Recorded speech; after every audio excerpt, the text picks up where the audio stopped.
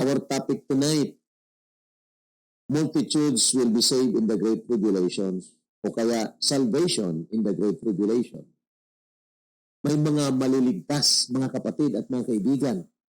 Sa panahon ng Great Tribulation, maraming mga maliligtas. Bagamat nandoon po ang labanan, giyera, nandoon ang gutom, at nandoon ang mga peste. Maraming kahirapan na binabanggit doon sa Revelation chapter 6. Mayroon pang mga cataclysmic events, mga disaster, natural disasters, lindol, at ibang-iba pa. Marami. And yet, marami ang namatay, pero marami rin ang maliligtas. Gusto nating pag-aralan ito, mga kapatid. Lalo pa binanggit din doon sa chapter 6 ng Book of Revelation na mayroong persecution, mayroong mga papatayin dahil sa kanilang patotoo at pananampalataya sa Panginoon. So mangyayari po ito doon sa Great Tribulation. Multitudes will be saved in the Great Tribulation. Sabi ng verse 9, after these things, I look and behold a great multitude which no one can number. Grabe, no? Hindi na mabilang. Great multitude which no one could number. Of all nations, tribes, peoples, and tongues, standing before the throne and before the Lamb, clothed with white robes, with palm branches in their hands, and crying out with a loud voice, saying, Salvation belongs to our God, who sits on the throne, and to the Lamb. All the angels stood around the throne, and the elders and the four living creatures, and fell on their faces before the throne, and worshiped God, saying, Amen, blessing and glory and wisdom, thanksgiving and honor, and power and might, be to our God forever and ever. Amen. Then one of the elders answered, saying to me, Who are these arrayed in white robes, and where did they come from? And I said to him, Sir, you know. So he said to me, These are the ones who come out of the great tribulation, and washed their robes, and made them white in the blood of the Lamb. Therefore they are before the throne of God, and serve him day and night in his temple. And he who sits on the throne will dwell among them. They shall neither hunger anymore, nor thirst anymore. The sun shall not strike them, nor any heat. For the Lamb who is in the midst of the throne will shepherd them and lead them to living fountains of waters, and God will wipe away every tear from their eyes. May the Lord bless His word. Sino ba itong mga tao na sinasabi multitudes ang maliligtas? Who are these people? Okay? Sabi ko na nga, maraming mamatay, pero itong mga taong ito, isa sa mga mamatay, o sila ang may mga mamatay sa kanila, subalit sila nga po ay naligtas mula sa eternal na kaparusahan. Yun ang mahalaga, mga kapatid at mga kaibigan. Kapagkat, pidilan pa tayo ng ating katawan, pero kung tunay po tayo na mananampalataya ng tunay na Kristo, na tapos na po nagbayad ng ating mga kasalanan, hindi nila kaya tayong ihulog o kaya hatulan sa dagat-dagatang apoy. Actually, ang Diyos naman talaga maghahatol. Pero sa mga tunay na nanampalataya, patayin man sila, they will be murdered sa panahon niyan ng Great Tribulation. And yet, they will appear in heaven, doon sa nakita natin, and they will be in great comfort. So how are these people? They were those who will be saved during the Great Tribulation through the witness of the 144,000 servants of God. Kagabi, pinag-aralan po natin yon. Most likely, ganun ang mangyayari. Kasi itong mga 144,000 na mula sa 12 tribes of Israel, siguro kung maging mga very zealous po ito sa pagpapahayag ng salita ng Diyos.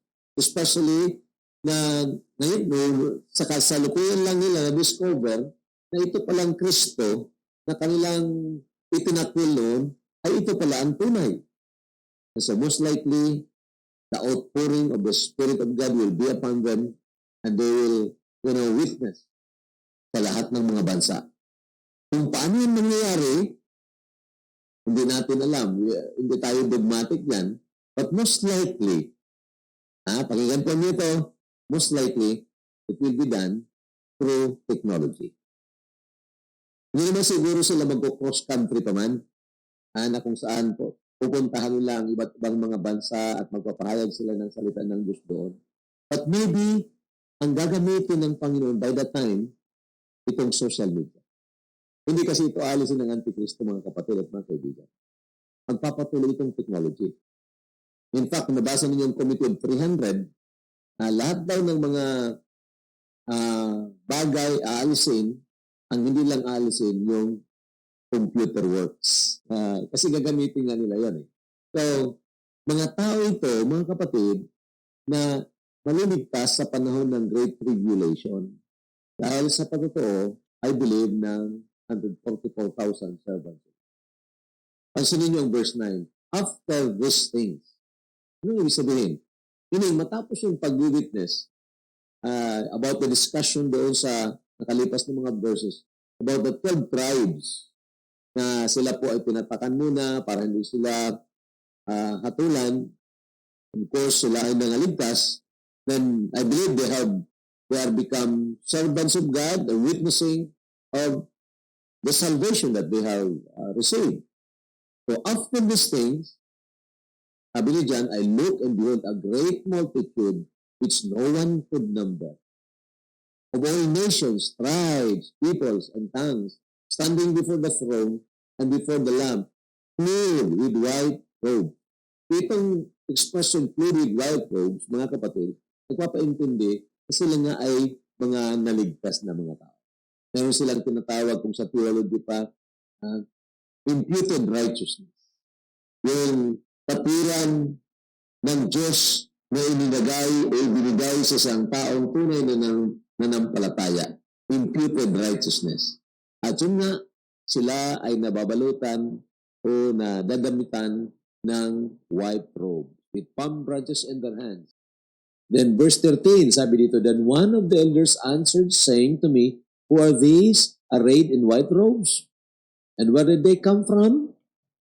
At sinagot siya, these are the ones who come out of the great tribulation. So maliwanag po, mga kapatid, na talaga doon sa great tribulation, sa gitna ng mga kahirapan, sa gitna ng mga persecutions, killing of Christians or believers, then these people will be one of those multitudes maliligtas. Mayroong verse sa Matthew 24, verse 14, na sabi doon, they that endure to the end, they shall be saved. At ang iba, in-interpret yun na faith plus endurance equals salvation. Well, I believe it's not. But rather, doon sa gitna ng persecution, sa gitna ng kahirapan, nag-survive ito sila. Marahil ang iba nagsipagtago. Dahil ayaw silang magpamarka nitong mark of the beast. At kung sila man ay mahuli, sila ay pinagpapatay. Subalit tunay naman na sila nga ay mga taong nanampalataya sa Panginoong Jesucristo. Kaya kahit na pinatay ang kanilang katawan, sila naman ay napunta sa langit.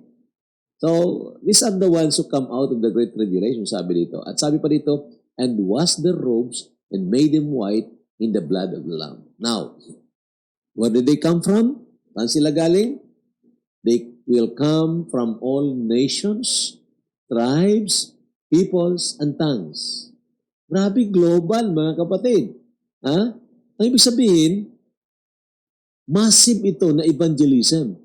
Pero sabi ko po kanina, hindi po ito siguro cross-country. Matagal nang nagmisyon ang maraming mga Christian churches all over the world. Pero hindi po na-reach ang lahat. In fact, palaging mayroong tinatawag tribes, unreached tribes, unreached people. Mayroon. Kahit na sa ating kasalukuyang panahon. Pero tandaan po ninyo ang sabi ng Panginoon. The gospel or this gospel of the kingdom will be preached among all nations at as a witness. And so, paano ito mangyayari? Sabi ko kanina, I believe it is through social media. Isipin po ninyo, 3.5 years lang yon, halos. Okay? So, ang first 3.5, sabi ko na sa inyo, yung pandaraya ni Satanas na maraming mga madadayaan. Pero after that 3.5, then magpapakilala na Satanas ng kanyang, or rather, ang Antikristo ng kanyang tunay na kulay, and then magsimulang persecution. Doon naman lalabas itong 144,000. So sa loob ng very short time, may papalaganap ang Ebanghelyo. Grabe mga kapatid. Oh, ano kaya ang dahilan? Ano kaya ang kaparaanan? Sabi ko sa inyo, I believe it is through social media. Mamaya ma-challenge tayo sa nito. So, Revelation 7:9, galing po sa nations, tribes, peoples, and tongues. Mga bansa, mga tribo, peoples, meaning different classes of people, and tongues, different languages.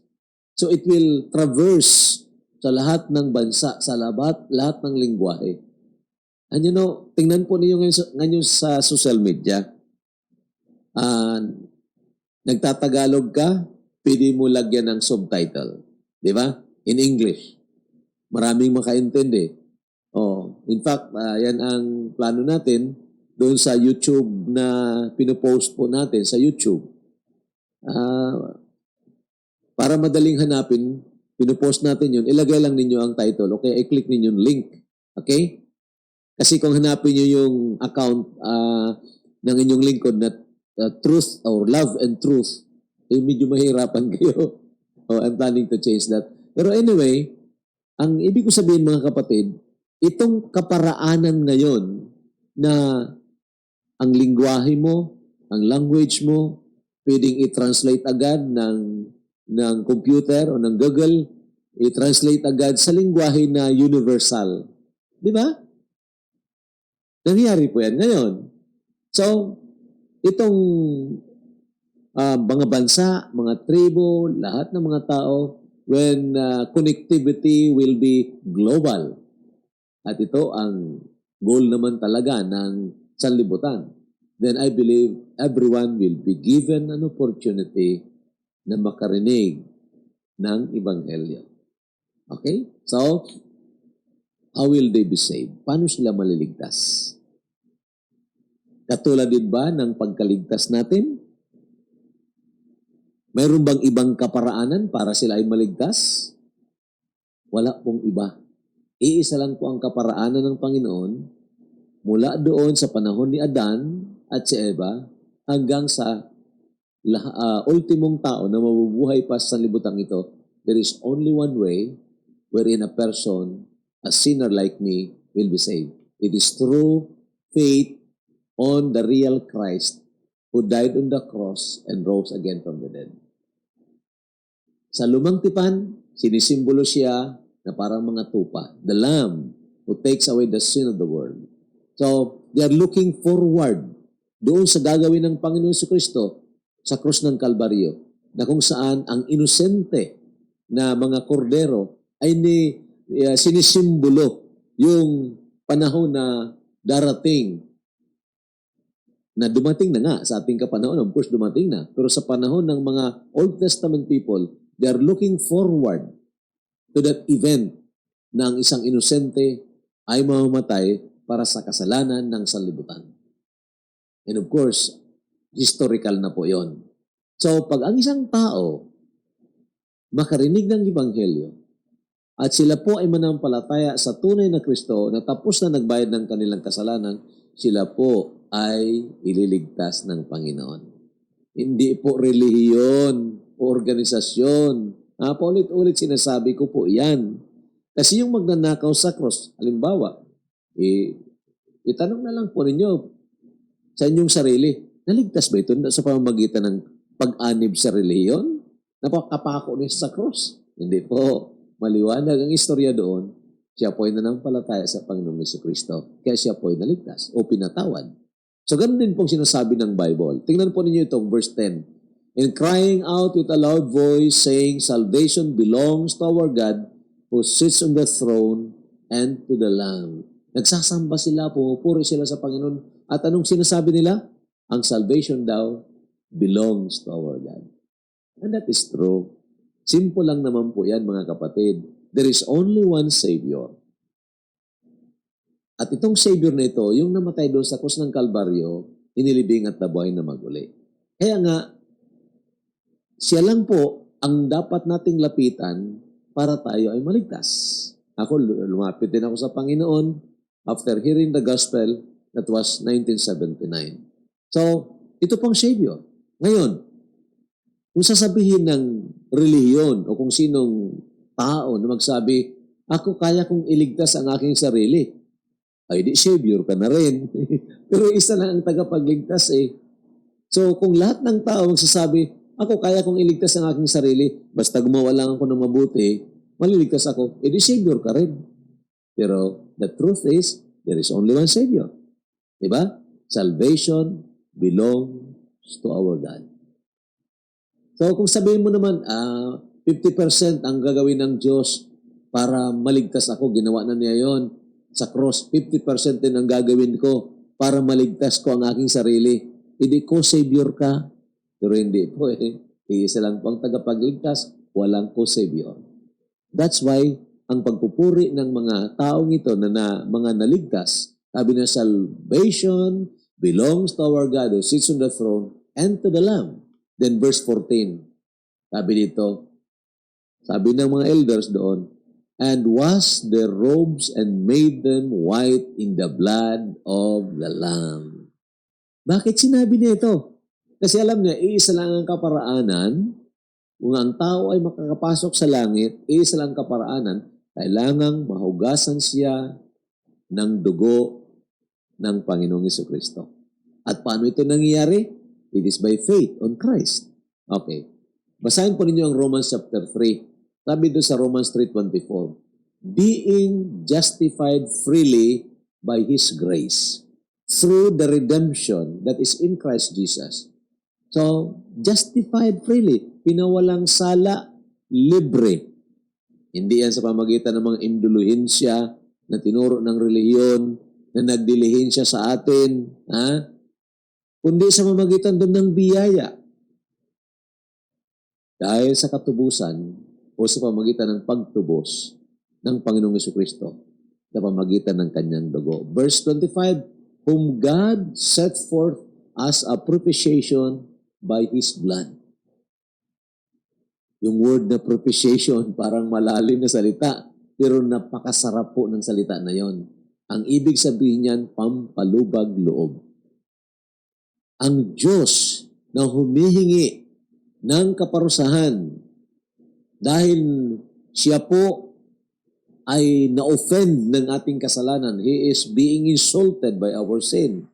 So, being the God of justice, then, kailangang parusahan ang offender. The disloyal subject must be punished. At lahat po tayo naging disloyal. Pero ito ngayon, mayroong hindi naman makasalanan, wala naman siyang kasalanan, siya po ang nagbigay ng pampalubag loob sa hustisya ng Diyos. At sino yan? Ang Panginoong Jesucristo. Kaya nga, nang sumigaw siya doon sa krus ng Kalbaryo, it is finished, then nabigyan ng pampalubag loob ang hinihingi na hustisya ng Diyos. Kaya nga pwede nang maligtas ang tao pamagitan ng pananampalataya. Through faith, sabi dito, propitiation by His blood, through faith. Mga kapatid, malinaw po yan. Yun ang ipaalam ninyo sa inyong mga kaibigan. At kung may mga kaibigan tayo ngayon na hindi pa nakakatiyak ng kanilang kaligtasan, dahil nagdidepende pa sila sa kanilang magagawa o sa magagawa ng relihiyon para sa kanila. Then, kaibigan, paulit-ulit lang naman ito, basahin mong salita ng Diyos at makikita mo malinaw pamagitan ng pananampalataya lang sa tunay na Kristo na tapos na nagbayad ng ating kasalanan, maliligtas ang isang tao. So, ganun din po naligtas itong mga tao doon sa Great Tribulation. Hindi po dahil nag-endure sila. They have endured because they are saved. Nakarinig muna sila ng Ebanghelyo, nanampalataya sila, kaya't kahit na hinahanap sila, hinahunting sila para patayin, hindi sila natakot. Ibinigay nila ang kanilang buhay. Naging martyr sila at hindi nila kinatakutan ang physical na kamatayan. So, ganun pong nangyari mga kapatid. Now, tingnan natin ang blessed condition nila. Doon sa sanlibutan, they were severely persecuted, they were murdered unjustly, they were killed, and yet, sa langit ito ang blessed condition po nila. They will be joyfully serving God day and night. Verse 15, therefore they are before the throne of God and serve Him day and night in His temple. Grabe, hindi siguro ito natutulog, mga kapatid. Hindi siguro natutulog. Ano? They serve Him day and night in His temple. Of course, wala na siguro ng tulugan doon. At wala na rin ng tinatawag exhaustion of energy. Wala na. We will be filled with energy doon. Sabi dito, serve Him day and night in His temple, and He who sits on the throne will dwell among them. And what is that? That is infinite closeness or intimacy in eternity with the most beautiful person in the whole universe. Sino yun? Yung nagbayad ng ating kasalanan. Di ba? Ang ganda mga kapatid. So ito pong condition nila. They will be joyfully serving, worshiping the Lord forever and ever. They shall neither hunger anymore nor thirst. Wala na, hindi na magugutom. Kung sa panahon ng Great Tribulation, dumaan sila sa Great Famine at talagang sinadya na pagutumin sila pero hindi sila sumuko sa Antikristo dahil tunay sila na nanampalataya sa Panginoon. Sa langit, wala na po ng gutom. No more thirst. The sun shall not strike them, nor any heat. As we move on, makikita nyo sa Great Tribulation, grabe, ma-intensify ang init ng araw. At people will be scorched with great heat. Pero hindi pa rin sila mag-repent. Pero ito, ang mga taong ito, na mga tunay na nanampalataya, doon, sabi doon sa langit, the sun shall not strike them nor any heat. For the Lamb who is in the midst of the throne will shepherd them. Ang sarap po nito mga kapatid. May shepherd pa rin tayo doon. The eternal shepherd of our soul, and that is no other than the Lord Jesus Christ. Grabe. So, mag-aalaga pa rin sa atin doon ang Panginoon. He is our eternal shepherd. And lead them to living fountains of waters. And God will wipe away every tear from their eyes. Mga kapatid, ito po ang magiging kalagayan ng mga taong tunay na nanampalataya sa Panginoon. Sa ating kapanahunan, ganun din. Maging sa panahon ng Great Tribulation, ganun din. So, grabe po ito mga kapatid. Now, challenge ng Diyos para sa atin. What is God's challenge for us? Kailangan maging matapat tayo sa pagpapahayag ng Ebanghelyo ng Panginoong Jesucristo. Be faithful in sharing the gospel of Christ. Sabi pa ni Apostol Pablo, Romans 1:16, for I am not ashamed of the gospel of Christ. Why? For it is the power of God unto salvation to those who believe, to the Jew first, and also to the Greek. Meaning, ito ang pag-asa ng tao, mga kapatid, na maipaabot natin sa kanila ang dakilang ebanghelyo ng Panginoong Jesucristo. Hindi reliyon, hindi ang organisasyon, kundi ito na katotohanan may nagbayad na ng ating kasalanan. Walang iba ang Panginoong Jesucristo. Kailangan ang tao ay talikdan ang reliyon. Huwag nang magtiwala sa magagawa nila, kundi magtiwala sa ginawa na ni Kristo. Be faithful in sharing the gospel of Christ. Those who hear us today might remember the truth during the Great Tribulation and call upon the name of the Lord. Yan pong pag-asa ko. And that's why at the outset of this daily preaching natin, kung naalaala ninyo, starting March, nag-double time tayo doon. Kung naalala ninyo, you can recall that or review on that. Balang araw makita nyo lahat yun sa YouTube. Pero, kung napansin ninyo yun, twice a day po ako doon nagpe-preach. Kasi, sabi ko, kailangan makaproduce tayo ng maraming mga messages, and we have the series on salvation. Di ba? Nasabi ko sa inyo, i-download ninyo, i-share ninyo with prayer and with care sa inyong mga kaibigan. Several cases yon, mayroong paano naligtas sa chaos, di ba? Yung Samaritan woman, yung lawyer na gustong maligtas pero hindi naligtas, yung rich man, of course sino pa yon? Si Nicodemus, na diniscuss ng Panginoon sa kanya ang how to be born again. Si Cornelius, pinag-aralan po natin yon. And I tell you, kung ito po ay ipadala natin, i-share natin sa ating mga kaibigan, of course, praying that God will touch their hearts. Marahil hindi pa ngayon sila makukumbinsi. Marahil hindi pa sila makaintindi. Pero tandaan po ninyo, ang salita ng Diyos ay hindi po babalik na sayang. At hindi naman talaga tayo nagkukumbinsi sa kanila. Ang Banal na Espiritu magkumbinsi sa kanila. Ang ating role is maging daluyan tayo ng pagpapala. So habang mayroong pagkakataon na katulad po nito, then i-share po natin ito mga kapatid at mga kaibigan. Nakikita ko, mas dumarami talaga nagsishare, 40 plus, marami. Okay? So, magdo-double pa ito. Halos araw-araw, mayroong nag-request sa atin na makipagkaibigan. And of course, ito ay dahil nagsishare po kayo. So, tandaan po ninyo, be faithful in sharing the gospel of Christ. Now, may babasahin po ako sa inyo. Ito ay isang promise. May promise po dito. The Apostle Peter was quoting Joel chapter 2 sa kanyang preaching doon. At isa ito sa mga kinote niya, sabi niya, I will show wonders in heaven above and signs in the earth beneath, blood and fire and vapor of smoke. The sun shall be turned into darkness and the moon into blood before the coming of the great and awesome day of the Lord. And what is that?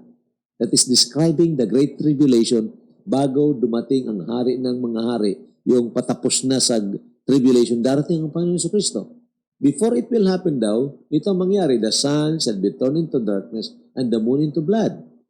Then, tingnan po ninyo ito, and it shall come to pass that whoever calls on the name of the Lord shall be saved. Aba, dahil doon, meaning doon sa mga makakapakinig ng Ebanghelyo, na matapos o pag nasaksihan na nila itong mga mangyayari, maalaala nila, may napanood ako noon, may narinig ako noon. At marahil kung may pagkakataon pa, kasi sabi ko sa inyo, hindi naman mawawala itong computers Baka mayroon silang mga iPad, mayroon silang cellphone, reviewin nila yun. At sabi, si Kristo lang ang tagapagligtas. And they will call on the name of the Lord shall be saved. They shall be saved. Now, alam niyo yung Romans chapter 10, how shall they call on Him in whom they have not believed? And how shall they believe in whom they have not heard? So, kailangan mayroong magpahayag. Kailangan makarinig sila. For faith comes by hearing, and hearing by the word of Christ.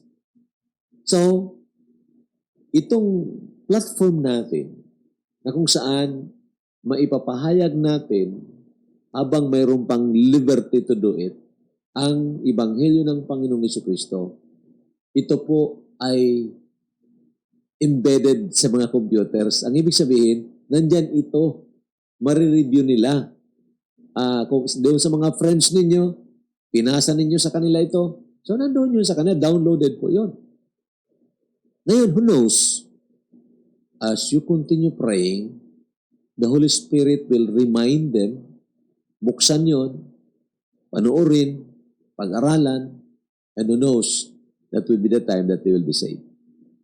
O kaya pag mag-rapture na, then maalala nila siguro, ang kaibigan ko nagsasabi noong mawawala daw sila, kukunin sila ng Panginoon at maraming maiiwan. Nawala na itong kaibigan ko. At maaaring may pagkakataon sila na balikan yung messages na pinag-send po ninyo upang makarinig sila and then manampalataya sa Panginoon. Mga kapatid, that's the challenge. That's the challenge. So I tell you, napakaganda po mga kapatid ng pagkakataon ito. Pagpapatuloy natin yung discussion doon sa 7 trumpets. But then makikita po ninyo na mayroong tinatawag interlude. Binanggit ko na po yung kahapon. Mayroong interlude na bago simulan ang series of intensified judgment. Mayroon muna ng parang pahinga. Pahinga. At itong chapter na parang pahinga, chapter 7 ng Book of Revelation. Maybe, of course, the Lord is trying to give chances to people. At ganoon naman talaga ang Panginoon. He is very compassionate. So mga kapatid, mga kaibigan, ito pong challenge sa atin. Hindi natin alam kung kailan darating ang Panginoon. Baka dumating na nga ngayong taong ito. Sana nga dumating ng Panginoon. O baka next year. Nobody knows. But you know, the opportunity is in our hands, mga kapatid, to be partakers in the gospel of Christ, to be sharing with compassion, and then follow up sa kanila, caring for them. At baka sila nga ay maging mga bunga ng pagpapahayag ng salita ng Diyos. So mga kapatid, mga kaibigan, maraming salamat po sa inyong panunood.